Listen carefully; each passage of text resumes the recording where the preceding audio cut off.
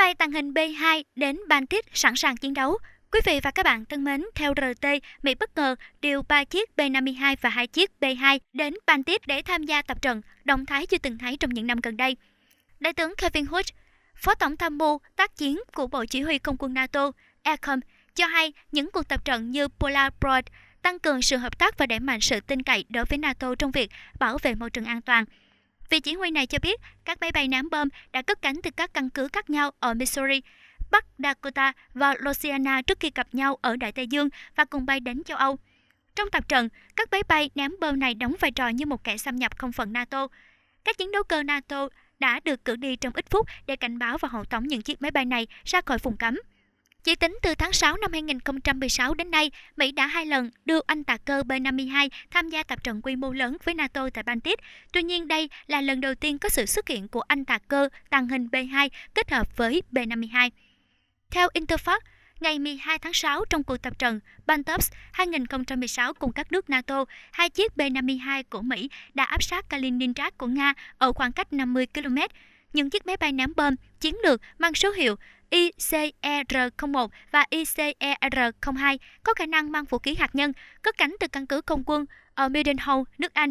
2 chiếc B-52 đang tham gia tập trận Baltops 2016 cùng các nước NATO đã tiếp cận rất gần căn cứ quân sự tại vùng lãnh thổ Kaliningrad của Nga. Một ngày trước đó, theo báo cáo trên trang web của Không quân Mỹ, B-52 đã thực hiện một chuyến bay huấn luyện cùng 12 máy bay chiến đấu của 4 quốc gia khác, gồm 2 chiếc F-16 của quân quân Ba Lan, 4 chiếc F-16 của Mỹ và 2 chiếc Eurofighter Typhoon của Đức và 4 chiếc Saab Gripen của Thụy Điển.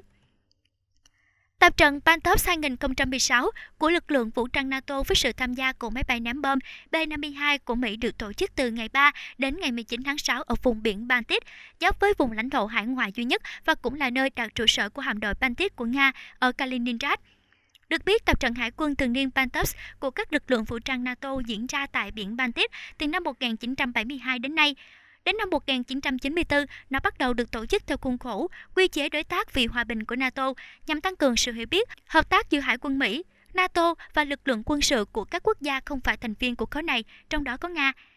Vào năm 2015 là lần đầu tiên cuộc diễn tập với sự tham gia của quân đội từ 17 quốc gia được tổ chức mà không có sự tham gia của Nga do lệnh trừng phạt và cắt đứt hợp đồng quốc phòng của Mỹ và NATO đối với Nga sau cuộc khủng hoảng chính trị ở Ukraine tháng 2 năm 2016. Trong một báo cáo, Bộ Tư lệnh Chiến lược Mỹ STRATCOM cho biết, những chiếc máy bay ném bom chiến lược B-52H Stratofortress của Mỹ tham gia cuộc diễn tập Baltops 2016 của khối đồng minh quân sự Bắc Đại Tây Dương ở châu Âu. Đô đốc Cecil Haney, chỉ huy trưởng STRATCOM tuyên bố các máy bay tham gia vào cuộc tập trận này đã được chuyển từ căn cứ không quân chiến lược ở Bắc Dakota đến căn cứ Fairford của Anh. Chính những chiếc B-52H này đã từng tham gia tập trận ở châu Âu 3 năm trước. Tuy nhiên, một chiếc máy bay trong số đó đã bắt buộc phải trở về căn cứ Bắc Dakota tại Hoa Kỳ vào ngày 3 tháng 6 do các vấn đề về trục trặc kỹ thuật.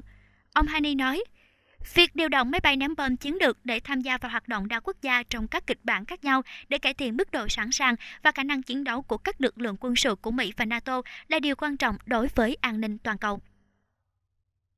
Các bạn vừa theo dõi video máy bay tàng hình B-2 đến Baltic sẵn sàng chiến đấu. Hãy cho chúng tôi biết suy nghĩ của bạn bằng cách comment bên dưới. Nếu thích video này, hãy like và chia sẻ cho bạn bè. Nhớ subscribe để theo dõi những video mới nhất. Xin chào và hẹn gặp lại!